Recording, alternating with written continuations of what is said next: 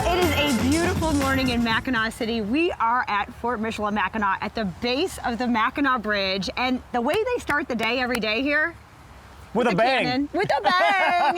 Hey-o. And Todd, you get to do the honors today. I do. At Fort Mackinac, they don't mind firing off a cannon or two to wake you up early in the morning. You want to give me a countdown? This is a new experience that visitors are actually able to do, and Todd's going to start it off. So I will give you a countdown. Okay. Okay, you ready? I'm ready. All right, 3, 2, 1, go!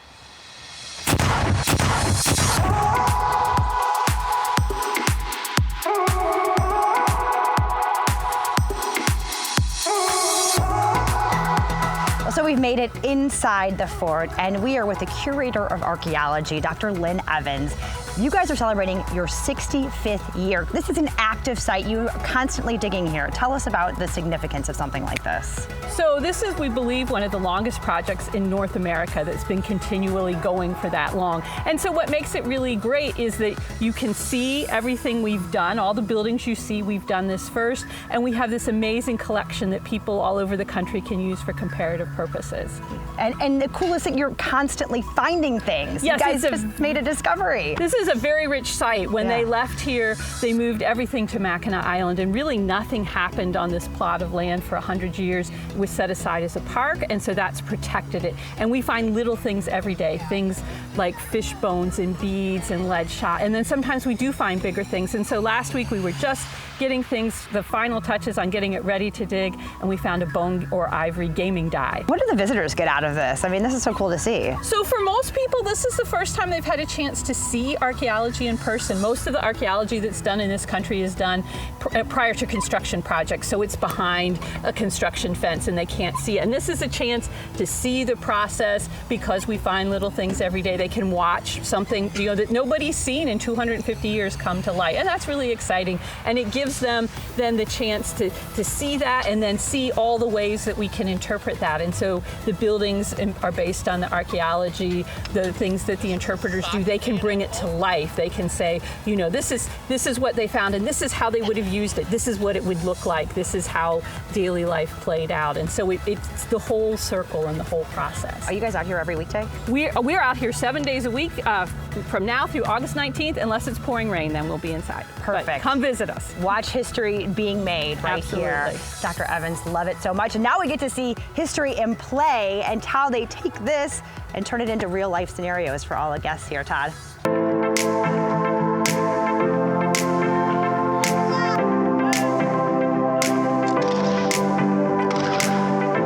And that living history looks a lot like Craig. Hi, Craig. Hello. And who are you representing right now? Yeah, so I'm dressed as a soldier of the 84th Regiment, the Royal Highland Immigrants.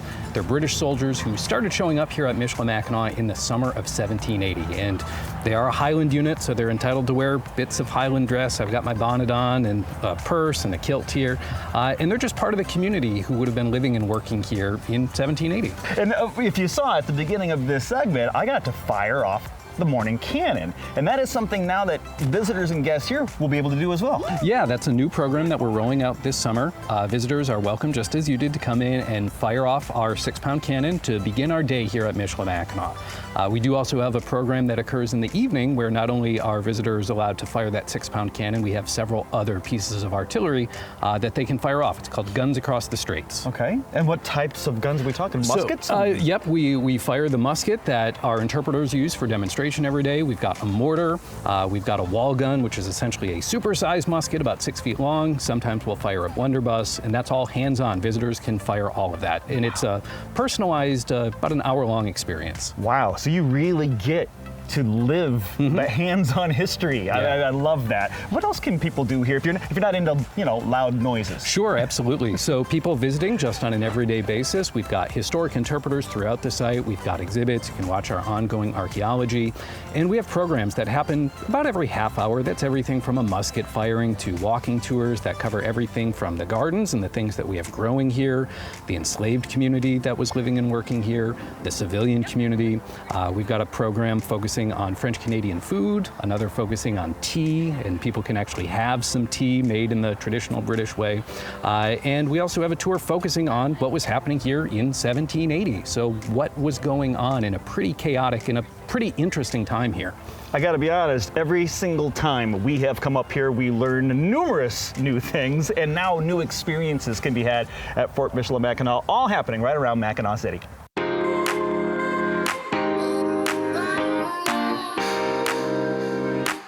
So we've left the fort and we've made it to the old Mackinac Point Lighthouse. We've got Dominic with us to talk about this. This is a must stop. This is something that people need to see, if only for that. I mean, here. The view here is absolutely incredible. It's the $1 million view coming through right here, and then you have this historic, beautiful lighthouse. It was called the Castle on the Straits, and for good reason. I mean, it stood guard over the Straits of Mackinac for more than 100 years now. It's absolutely stunning. And for those who haven't been here yet, how much access do you get to learn more about the lighthouse and who lived here? There's multiple exhibits throughout I almost said the fort, throughout the lighthouse that details the history of the families that were here. There were 4 keepers over its history. They had their families here. It was a whole extended group here, and you can learn all about them and the various aspects of what they were doing here historically. Yeah, and this is like kind of cap off your trip in Mackinaw City, maybe before you go to the island and you do a little more historical research, right? Absolutely. This is a great way it's a great in and out stop. I mean, the views are second to none. You can get that little extra taste of history, kind of more modern history, and then you head over into the island, the 1800s over there, and kind of take that step back in time. It's a great, just like cleanser visit in Mackinaw City as you're finishing up your time here. I think you just called it a palate cleanser. I like that. Cleanser. In your meal at Mackinaw City, your palate cleanser is here at the Lighthouse. Exactly. But honestly, you get a full meal. You're going to be stuffed any trip to Mackinaw City. Absolutely. So much to do. Yeah, so much to do, so much history. Dominic, we just appreciate all of your time, and thanks for showing us around. Thank you so much. Absolutely. Man, we always have such a great time in Mackinaw City, and you can too. When you want to learn more about that fort, about the lighthouse, and all the other places to see, just head to MackinawCity.com. We'll be right back.